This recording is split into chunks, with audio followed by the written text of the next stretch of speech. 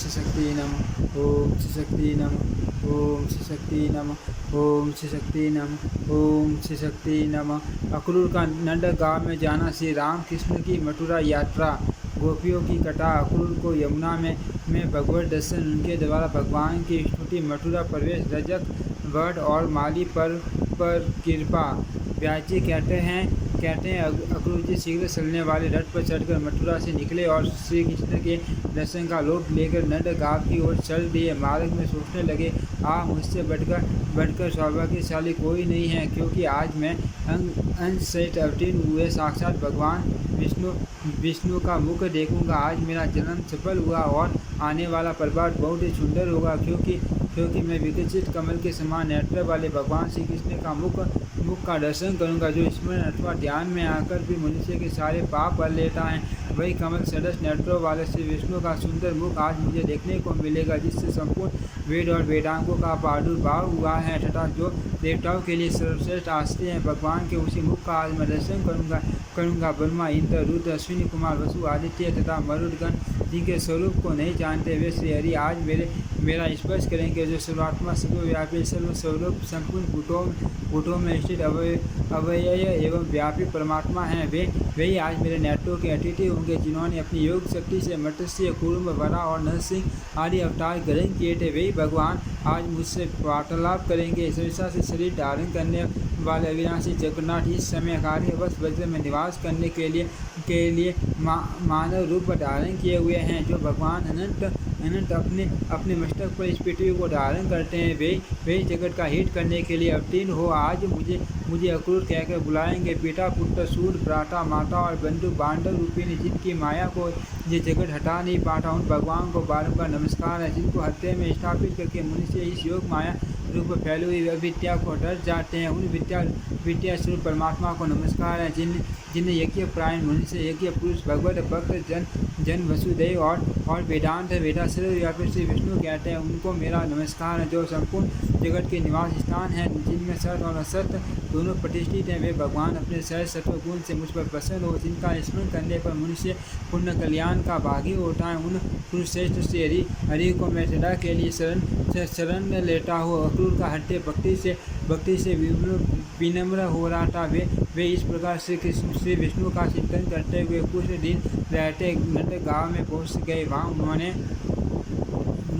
भगवान श्री कृष्ण को उस स्थान पर देखा जहाँ गौएं दुही जा रही थी। वे बछड़ों के बीच में खड़े थे। उनका श्री अंग विकसित नील कमल की आभा से सुशोभित था। नेत्र खिले हुए कमल की शोभा धारण करते थे। वह स्थल में से वत्स का सीना दिखाई देता था। बड़ी बड़ी बाएं चौड़ी और ऊपरी हुई छाती, उसी नासिका, विलास युक्त मुस्कान से सुशोभित मुख, लाल लाल नख, शरीर पर पीताम्बर, गले में जंगली पुष्पों के हार, हाथ में सीनद नील लता और कानों में श्वेत कमल पुष्प के आभूषण यही उनकी चाकी थी। उनके दोनों चरण भूमि पर विराजमान थे। श्री कृष्ण का दर्शन करने के बाद अक्रूर जी की दृष्टि यदुनंदन बलभद्र जी पर पड़ी, जो हंस, चंद्रमा और कुंदन के समान गौरववन थे। उनके शरीर पर नील वस्त्र शोभा पा रहे थे। उनकी कद ऊँची और बाहें बड़ी बड़ी थी। मुख पर कर्पूर कमल से सुशोभित था। नीलांबर धारी गौरांग बलभद्र जी ऐसे जान पड़ते थे मानो मेघमाला से घिरा हुआ दूसरा कैलाश पर्वत। और उन दोनों भाइयों को देखकर माँ बुद्धिमान अक्रूर जी का मुखमंडल प्रसन्नता से खिल उठा। संपूर्ण शरीर में रोमांच हो आया और वे मन इस प्रकार कहने लगे, इन दोनों बंधुओं के रूप में यहाँ साक्षात भगवान विष्णु विराज रहे हैं। यही वह परम धाम और यही वह परम पद है। अनंत मूर्ति भगवान आज ही मेरे हाथ का स्पर्श करके उसे शोभा संपन्न बनाएंगे। इन्हीं भगवान की अंगुलियों के स्पर्श से संपूर्ण पाप नष्ट हो जाने के कारण मनुष्य उत्तम सीढ़ी प्राप्त करते हैं तथा अश्विनी कुमार, रुद्र, इंद्र और वसु आदि देवता प्रसन्न होकर उन्हें उत्तम वर देते हैं। इन्हीं भगवान ने दैत्य राज की सेना का विनाश करके दैत्य पत्नियों की आँखों का काजल भी छीन लिया। राजा बलि ने, जिनके हाथ में संकल्प का जल छोड़कर रसातल में रहते हुए वह भी मनोस्वर्गीय भोग प्राप्त कर लिए तथा देवराज इंद्र ने, जिनकी आराधना करके एक मनवंतर के लिए देवलोक का अखंड साम्राज्य प्राप्त किया। वे भगवान कंस के साथ रहने के कारण निर्दोष होते हुए भी दोष के पात्र बने हुए मुझ अक्रूर का क्या आदर न करेंगे। जो साधु पुरुषों से बहिष्कृत हैं उसके जन्म को धिक्कार है। भगवान श्री हरि ज्ञान स्वरूप में परिपूर्ण सत्व के पुंज है, सब प्रकार के दोषों से रहित अव्यक्त हैं और समस्त प्राणियों के हृदय में विराजमान है। जगत में कौन सी ऐसी वस्तु है जो उन्हें ज्ञात न हो। अर्थ में भक्ति विनित होकर आदि मध्य और अंत से रहित अजन्म पुरुषोत्तम भगवान विष्णु के अंश अवतार तथा ईश्वरों के भी ईश्वर श्री कृष्ण की शरण में जाता हूँ। इस प्रकार विचार करते हुए भगवान श्री कृष्ण के पास गए और मैं यदुवंशी अक्रूर यो कहकर उनके शरणों में पड़ गए। भगवान ने भी ध्वजा वज्र और कमल आदि सीनों से ध्वजा वज्र और कमल आदि सीनों से सुशोभित अपने कर कमल द्वारा उनका स्पर्श किया और उन्हें खींचकर प्रेम पूर्वक गाढ़ आलिंगन दिया।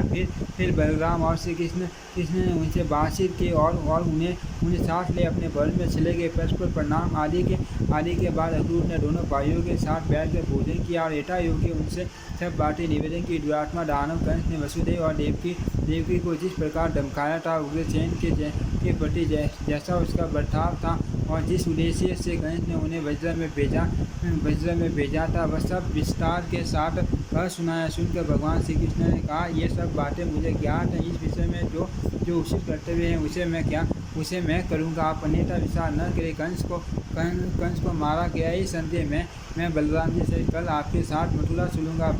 बड़े बूढ़े गोप भी भेंट की बहुत सी सामग्री लेकर जाएंगे। वीर आप किसी प्रकार की चिंता न करें, आराम से यहाँ रात बिताए। आज से 3 रात के भीतर ही मैं अनुसुर सहित कंस को मार डालूंगा। टरेंद्र गोपों को मथुरा चलने का आदेश दे। अक्रूर श्री कृष्ण तथा बलराम जी नंद के घर में सोए सवेरा होने पर महाबली राम और श्री कृष्ण अक्रूर के साथ मथुरा जाने को तैयार हो गए।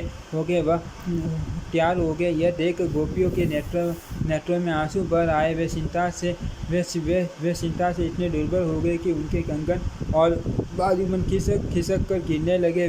वे दुख से पीड़ित हो लंबी सांस लेते हुए एक दूसरे से कहने लगी, सखी गोविंद मथुरा जाते हैं।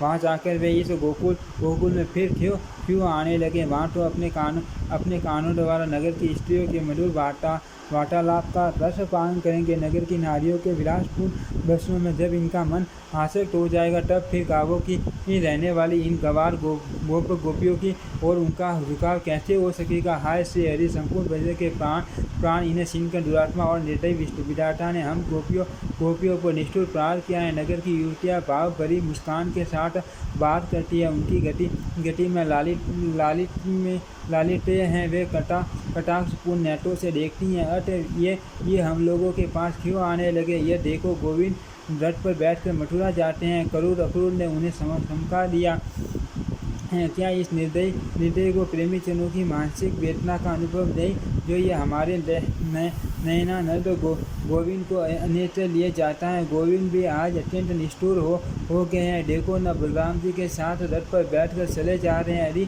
इन्हें रोकने में शीघ्रता करो। हे, क्या कहती हो। गुरुजनों के सामने हमारा कुछ बोलना उचित नहीं। हरी, हम तो यही व्यार की आग में जल हम तो यो ही विरह की आग में जल रही हैं। अब ये गुरुजन हमारा क्या कर लेंगे। हाय, ये नंद बाबा आदि भी जाने को उद्यत हैं। कोई भी श्री कृष्ण को लौटने का उपयोग नहीं करता। आज मथुरा वासिनी युवतियों के नेत्र रूपी ब्रह्म श्री कृष्ण के मुख कमल का मकरंद पान करेंगे। वे लोग धन्य हैं जो मार्ग में पुलकित शरीर से बेरोक टोक श्री कृष्ण का दर्शन करेंगे। आज गोविंद का दर्शन पाकर मथुरा की नागरियों के नेत्र में मान आनंद छा जाएगा। आज उन भाग्यशालिनी युवतियों ने कौन सा शुभ स्वप्न देखा है, जो वे अपने विशाल एवं कमनीय नेत्रों से श्री कृष्ण की रूप माधुरी का पान करेगी। आओ, विधाता को किंचन मात्र भी दया नहीं। उसने हम गोपियों को बहुत बड़ी निधि का दर्शन कराकर हमारी आंखें ही निकाल ली है। हमारे प्रति श्री कृष्ण का अनुराग ज्यों शीतल होता जाता है, त्यों हमारे हाथों के कंकन भी शीघ्रता पूर्वक ढीले होते जा रहे हैं। अक्रूर का हृदय बहुत ही क्रूर है। वह घोड़ों को बहुत जल्दी जल्दी हाँकता है। हम जैसी 8 स्त्रियों पर उसे छोड़ किसको दया नहीं आएगी। हरी वह देखो श्री कृष्ण के रथ की डोल बहुत ऊंचे पर दिखाई देती है। हाय हब वह धूल भी नहीं दिखाई देती हब वह भगवान को बहुत दूर ले गई। इस प्रकार गोपियों के अत्यंत अनुराग पूर्वक देखते देखते बलराम से श्री कृष्ण ने वज्र के उस भूभाग का परित्याग किया। रथ के घोड़े बहुत तेज चलने वाले थे। अतः बलराम अक्रूर और श्री कृष्ण दोपहर होते मथुरा के समीपवर्ती यमुना तट पर पहुंच गए। तब अक्रूर ने श्री कृष्ण से कहा, आप दोनों भाई यहीं रथ पर बैठे रहे, तब तक मैं यमुना के जल में नैतिक स्नान और पूजन कर लेता हूँ। श्री कृष्ण ने बहुत अच्छा कहकर उनकी बात मान ली। परम बुद्धिमान अक्रूर ने यमुना के जल में प्रवेश करके स्नान और आचमन किया। तत्पश्चात वे ब्रह्म का चिंतन करने लगे। उन्हें जल के पीछे शस्त्रों फनों से युक्त बलभद्र जी दिखाई दिए। उनका शरीर कुंड के समान गौर और नेत्र कमल पत्र के समान विशाल थे। वासुकी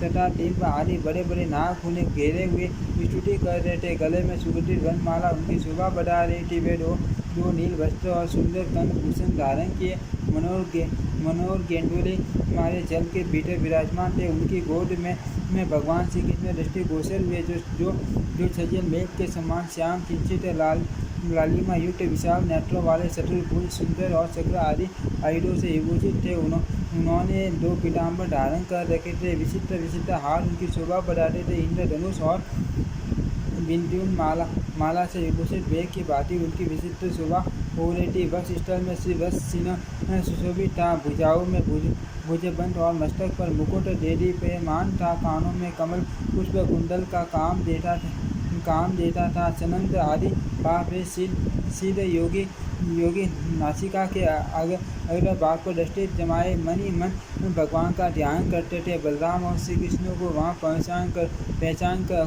अक्रूर बड़े आश्चर्य में पड़े वे सोचने लगे, दोनों भाई इतना शीघ्र यहाँ कैसे आ गए। अक्रूर ने कुछ बोलना था, किंतु श्री कृष्ण ने उनकी वाणी को स्थगित कर दिया। तब वे जल से निकलकर रथ के पास आए, किंतु वहाँ बलराम और श्री कृष्ण पहले की भांति बैठे दिखाई दिए। तब उन्होंने पुनः जल में डुबकी लगाई। भीतर वही दृश्य दिखाई दिया। गंधर्व मुनि शील तथा बड़े बड़े नाग श्री कृष्ण और बलराम की स्तुति करते हैं। यह सब देखकर दानपति अक्रूर को वास्तविक दृश्य का पता लग गया। वे पूर्ण विज्ञान में भगवान की अच्युत स्तुति करने लगे, जिनका सत्ता माता स्वरूप या महिमा अचिंत्य है, जो सर्वव्यापक है, जो करुणा रूप से एक किंतु कार्य रूप अनेक उन परमात्मा को बारंबार नमस्कार है। अचिंत्य परमेश्वर आप शब्द वैदिक मंत्र रूप और हवि स्वरूप हैं। आपको नमस्कार है प्रभु। आप प्रकृति से परे विज्ञान स्वरूप आपको नमस्कार है। आप ही भूतात्मा इंद्रियात्मा प्रधानता जीवात्मा और परमात्मा है। इस प्रकार एक होते हुए भी आप 5 प्रकार से स्थित हैं। सर्वधर्मात्मन महेश्वर आप ही सर और अक्षर हैं। मुझ पर प्रसन्न होइए। परमा विष्णु तथा शिव आदि नामों से आपका ही वर्णन किया जाता है। भगवान आपके स्वरूप प्रयोजन और नाम आदि सभी अनिर्वचनीय हैं। आप परमेश्वर को मेरा नमस्कार है। नाथ जहाँ नाम और जाति आदि कल्पनाओं का अस्तित्व नहीं वह नित्य अविकारी और अजन्मा परम ब्रह्म आप ही हैं। कल्पना के बिना कोई व्यवहारिक नाम रखे बिना किसी भी पदार्थ का ज्ञान नहीं होता। इसीलिए कृष्ण अच्युत अनंत और विष्णु आदि नामों से आपकी स्तुति की जाती है। सर्वात्मन आप अजन्मा परमेश्वर हैं।